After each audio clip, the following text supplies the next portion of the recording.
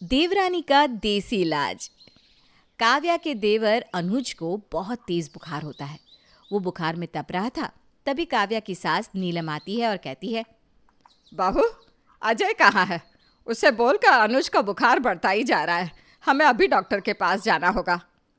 क्या देवर जी को बुखार है? ये बात आपने मुझे बताई क्यों नहीं? अरे बहू, बातें मत बना। यहाँ अनुज का बुखार नहीं उतर रहा और तुझे बातें बनानी है। अरे बता ना, अजय कहाँ है? माँ जी बस 2 मिनट रुकिए। काव्या तुरंत YouTube देखने लगती है और YouTube देखने के बाद अनुज के पास लहसुन का पानी लेकर जाती है और पिलाने लगती है। ये देखकर नीलम कहती है, अरे बहू, ये क्या है? उसे पहले से ही बुखार हो रहा है, क्या पिला रही है? उसे कुछ भी मत पिला, कहीं और तबीयत खराब ना हो जाए। माँ जी मैं अभी YouTube से देख कर आई हूँ। ये लहसुन का पानी है। लहसुन का पानी पीने से बुखार में बहुत आराम मिलता है। आप देखना, देवर जी भी जल्दी ही ठीक हो जाएंगे। अरे बहू, खामखा जिद मत कर। तेरी वजह से कहीं अनुज की और ज्यादा तबीयत खराब हो जाएगी। देख, वैसे भी ना मेरे बेटे को बहुत ज्यादा बुखार है, मुझे कोई रिस्क नहीं लेना। माँ जी जिद मैं नहीं, आप कर रही हैं। और वैसे ही देवर जी की तबीयत खराब है, आप मुझसे जिद करे ही जा रही हैं। अनुज मेरा भी तो देवर है ना, मैं भी अपने देवर की भलाई चाहती हूँ। ये लहसुन का पानी बहुत फ़ायदेमंद है, मैंने YouTube पर देखा है, जल्दी ही बुखार में फ़ायदा करता है। आप बस देवर जी को ये पानी पीने दीजिए, फिर देखिए कैसे देवर जी उठकर खड़े होते हैं। भाभी, ये बहुत कड़वा है, मैं नहीं पी पाऊंगा। मुझे उल्टी हो रही है इसकी महक से ही। देवर जी नाक बंद करके एक सांस में घटक जाइए। चलिए, आप जितना ज़्यादा सोचेंगे ना उतना ही ज़्यादा आपको लगेगा कि ये अच्छा नहीं है। अरे मैं बोल रही हूँ ना, स्वाद का क्या है, स्वाद से पहले अपनी सेहत देखिए। आप इसे जल्दी से पी जाइए, मैं ना आपके लिए चीनी ला कर देती हूँ बस। काव्या जिद करती है और अपने देवर को लहसुन का पानी पिला ही देती है, लेकिन फिर भी उसके बुखार में तो कोई असर नहीं होता। 1 हफ्ते बाद अनुज का बुखार उतरता है तो काव्या कहती है, देखा माँ जी, मैं कह रही थी ना, लहसुन का पानी बहुत फ़ायदा करता है। देखिए, देवर जी ने लहसुन का पानी पिया और अब वो बिल्कुल ठीक भी हो गए। अरे मेरा YouTube का इलाज आज तक गलत गया ही नहीं, जो अब गलत जाएगा। हाँ हाँ बहू, देखा कितना असरदार है तेरा यूट्यूब का इलाज। जो इंसान एक दिन में ठीक हो जाए, वो इंसान तेरा यूट्यूब के इलाज के वजह से पूरे 1 हफ्ते में ठीक हो पाया। मानना पड़ेगा बहू, ऐसे तो तू तो डॉक्टर ही बन जाएगी कुछ दिन बाद। माँ जी देखिए, दवाइयाँ ना हमारे शरीर के लिए नुकसान करती है। मैंने तो बिना दवाई के देवर जी को ठीक कर दिया। ये भी कैसे? अपने YouTube में देखकर। आप ना टेंशन मत लीजिए, मैं हूँ ना, घर में कभी किसी को कुछ भी होगा तो मैं उसका चुटकियों में इलाज कर दूंगी। काव्या अपने आगे किसी की सुनती ही नहीं, हर वक्त अपनी चलाती रहती है। ऐसे ही कुछ दिन बाद काव्या का पति अजय ऑफिस से आता है तो उसके सर में बहुत ज़्यादा दर्द हो रहा था। वो आकर सीधा सोफे पर बैठ जाता है।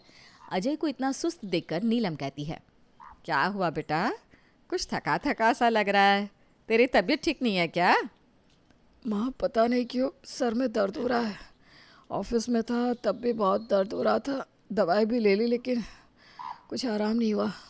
अरे आराम नहीं हुआ तो किसी अच्छे डॉक्टर को दिखा लेता बेटा, वो बता देते क्यों दर्द हो रहा है। मुझे समझ में नहीं आता, आखिर तो अपनी सेहत के साथ ऐसे खिलवाड़ क्यों कर रहा है। चल, हम दोनों अच्छे से डॉक्टर के पास चलते हैं। माँ, बार बार डॉक्टर डॉक्टर मत करो। अगर आपकी बहू काव्या ने सुन लिया ना तो घर पर इलाज करने बैठ जाएगी और मुझ में हिम्मत नहीं है काव्या के इलाज सहने की। हाँ हाँ बेटा, ये तो तूने बिल्कुल सही कहा। चल जाकर हाथ मुंह धो ले, फिर चलते हैं हम दोनों दवाई लेने। अजय हाथ मुंह धोने चला जाता है और फिर दोनों दवाई लेने जाने के लिए निकलते हैं कि तभी काव्या आ जाती है और कहती है, अरे आप दोनों कहाँ जा रहे हैं? और अजय, आप तो अभी भी आए हैं ना, अभी अभी कहाँ निकल दिए? वो कुछ नहीं, बस ऐसे दबा। क्या क्या क्या? कुछ नहीं, ऐसे ही घूमने जा रहे हैं। अजय, मुझे ऐसा क्यों लग रहा है कि आप मुझसे झूठ बोल रहे हो? आपको मेरी कसम है, सच सच बताइए, कहाँ जा रहे हैं आप दोनों? अरे बहू, अजय के सर में दर्द हो रहा है, इसलिए हम दोनों डॉक्टर के पास जा रहे हैं। बस इतनी सी बात। अरे माँ जी, अजय, आप दोनों को पता है ना, मैं अजय का इलाज यहीं कर देती हूँ, फिर आप दोनों को डॉक्टर के पास जाने की ज़रूरत ही नहीं है। अरे काव्या, तुम ना घर का काम करके पहले ही थक गई होगी, अब तुम मेरे लिए क्या क्या करोगी? रहने दो ना, तुम आराम करो, हम दोनों जा रहे हैं ना डॉक्टर के पास। अजय, आप तो रहने ही दो, और चुपचाप यहाँ बैठो। मैं अभी यूट्यूब से कोई उपाय देख कर आती हूँ, फिर आपका सर दर्द कैसे ठीक हो जाएगा देखना आप। इन दवाई से ना बीमारियाँ ठीक नहीं होती, बल्कि नई नई बीमारियों का घर बन जाता है शरीर। इंसान को देसी इलाज करना चाहिए ताकि बीमारी जड़ से खत्म हो सके। काव्या तुरंत रसोई में जाती है और मेथी के दाने का पानी लाकर अजय को देती है। अजय, ये लो, इसे पियो। ये मेथी के दाने का पानी है। ये सर दर्द में बहुत ही असरदार होता है। मैंने YouTube पर रिव्यू भी देखे थे, सबके बहुत अच्छे अच्छे कमेंट थे। आपका सर दर्द जल्दी ठीक हो जाएगा, पी लो झट से। और अगर इससे ठीक नहीं हुआ ना तो मैं कोई दूसरा घरेलू नुस्खा तब तक देख लेती हूँ। काव्या अपने पति को ज़बरदस्ती मेथी के दाने का पानी पिला देती है और वही उसका असर काफ़ी देर बाद दिखाता और उसका पूरा क्रेडिट काव्या अपने देसी इलाज को बता देती। ऐसे ही कई दिन निकल जाते हैं।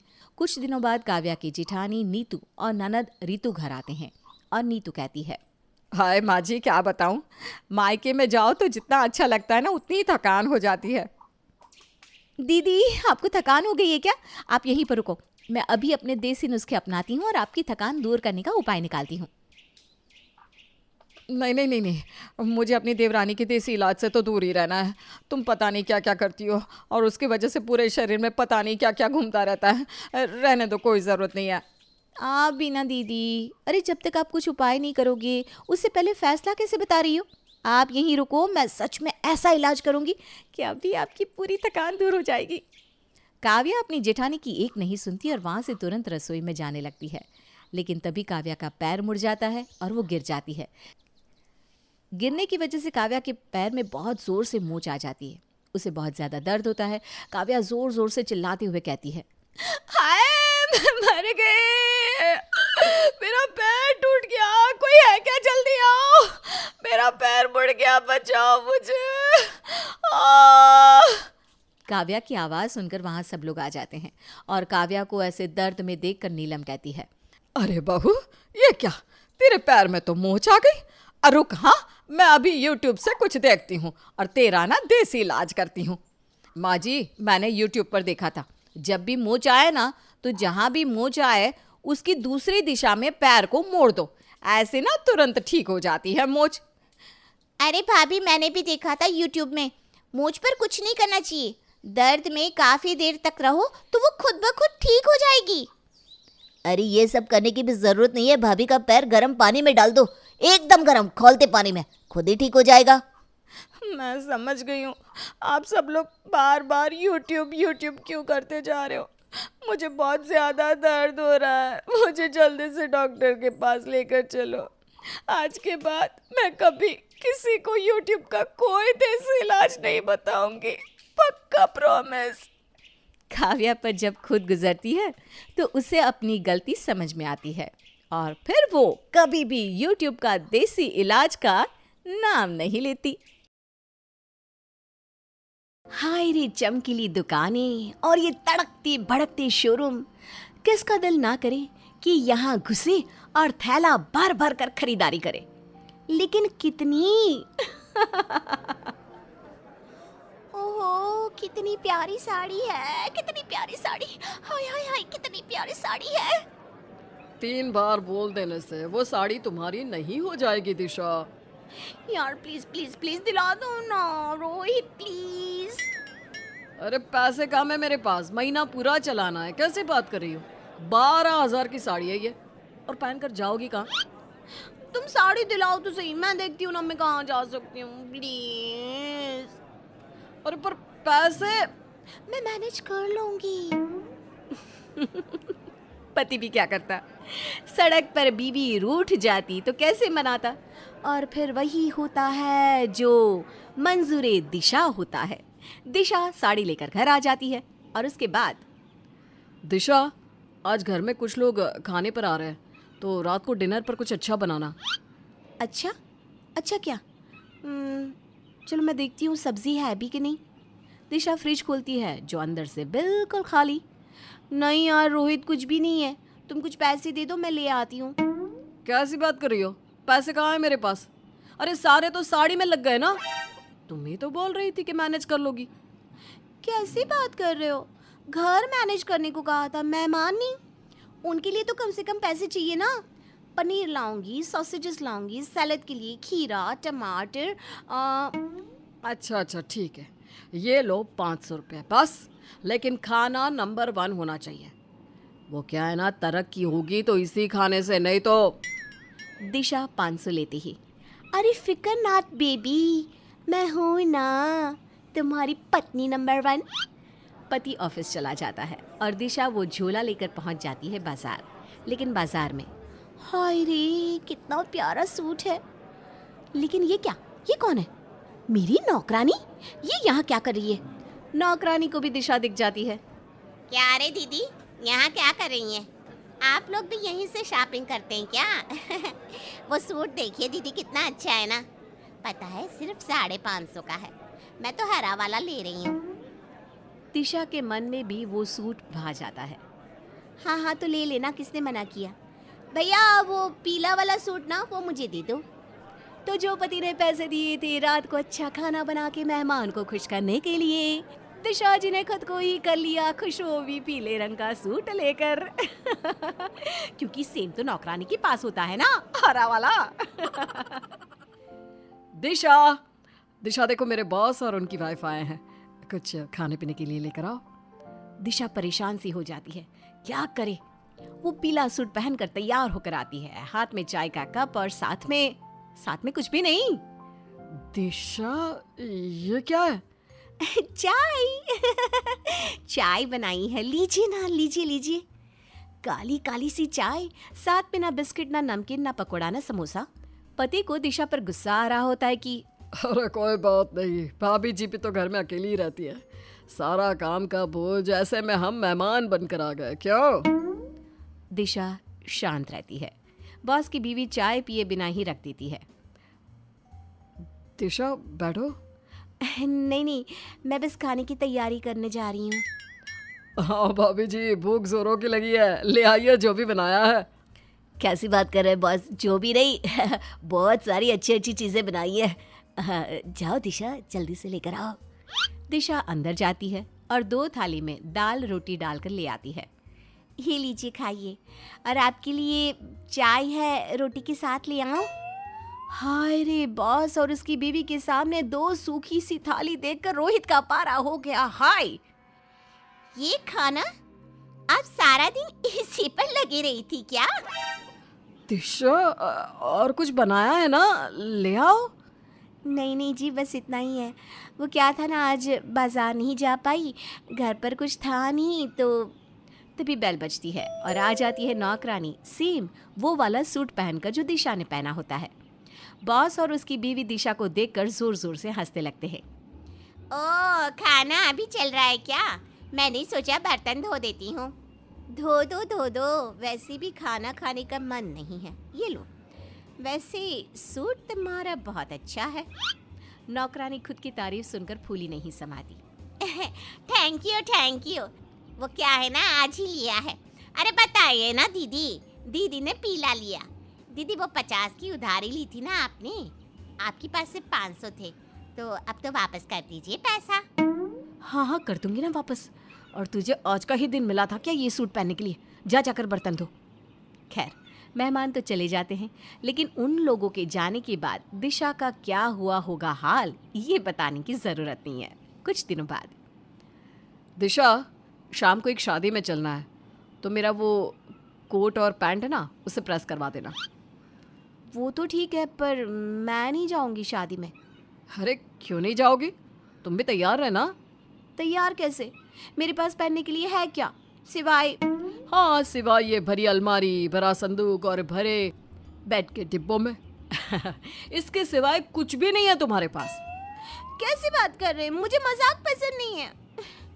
प्लीज कुछ पैसा। देखो दिशा, गलती से भी पैसे नहीं मांगना, साफ साफ बता रहा हूँ तुम्हें। देखती हूँ मैं ही कुछ पुराना दुराना मिल जाए।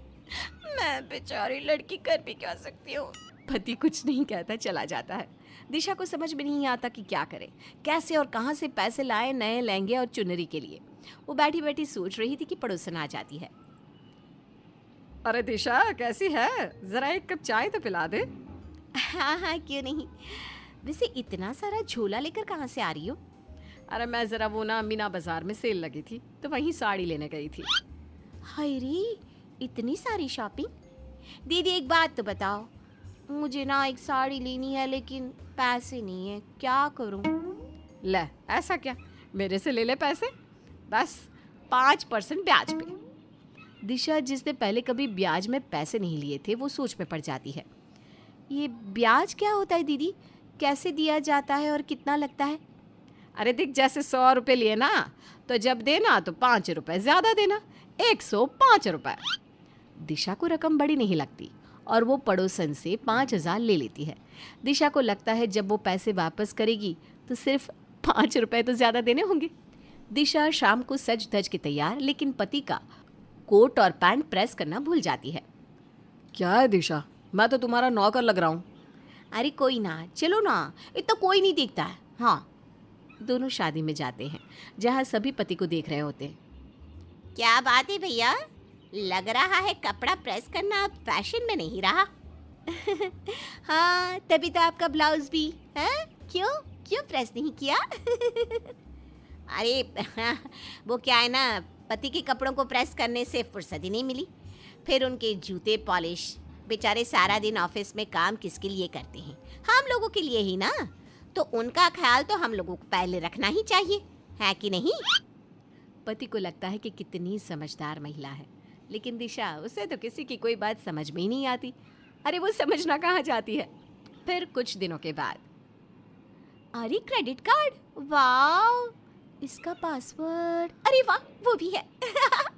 आज तो मैं शॉपिंग पर जाऊंगी। 4 लाख की लिमिट है, वाह वाह वाह वाह वाह वाह।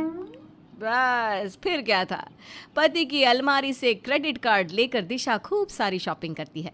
वहीं पति को पता भी नहीं चलता कि उसके कार्ड से पैसे गायब हो रहे हैं। लेकिन कहते हैं ना, आखिर कब तक। फिर एक रोज़ दरवाजे की घंटी बजती है। पति दरवाज़ा खोलता है। क्रेडिट कार्ड के डिपार्टमेंट वाले घर पर पहुंच गए थे।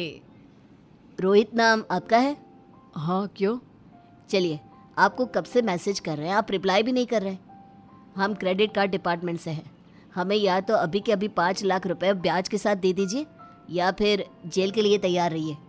पति हैरान, वो समझ ही नहीं पाता कि उसका कार्ड कहाँ कब किसने यूज़ कर लिया। तभी दिशा आती है। वो ना, आपकी कार्ड से मैंने शॉपिंग की थी। क्या? शॉपिंग, वो भी मेरे कार्ड से? दिशा, ये क्या कर दिया? दिशा रोने लगती है। तभी वो पड़ोसन भी आ जाती है जिससे दिशा ने ब्याज में पैसे लिए थे। रोहित भैया, दिशा ने मुझसे 1 लाख लिए हैं, वो वापस कर दीजिए ज़रा जल्दी से। वो क्या है ना, शादी में जाना है और सोच रही थी कि शाम को कोई नई साड़ी ले लेती हूँ। ओए झूठी, मैंने कौन से लाख रुपए लिए हैं? जो 5,000 लिए थे ना 6 महीने पहले, वो। लेकिन वो तो तुमने मुझे 5 रुपए ज्यादा देने को कहे थे। दिशा, वो 5% ब्याज था। इतने पैसे क्यों लिए तुमने? शॉपिंग। चलिए, पैसे दीजिए या फिर जेल। अरे पहले मेरे 1 लाख। मुझे माफ कर दो, मैं आज से शॉपिंग का नाम नहीं लूंगी। अब पछताए होत क्या जब चिड़िया चुग गई खेत। पर रोहित भैया, मेरे पैसे, वो तो जी अब मैं जेल से आकर ही दे पाऊंगा। चलो भैया, ले चलो। मैं जेल आऊंगी जी, आपको रोटी देने। लेकिन क्या? वो कोई सिंपल साड़ी नहीं है ना जेल के लिए, तो सोच रही थी कि रोहित सर पर हाथ रख लेता है कि अब तो जेल ही अच्छा।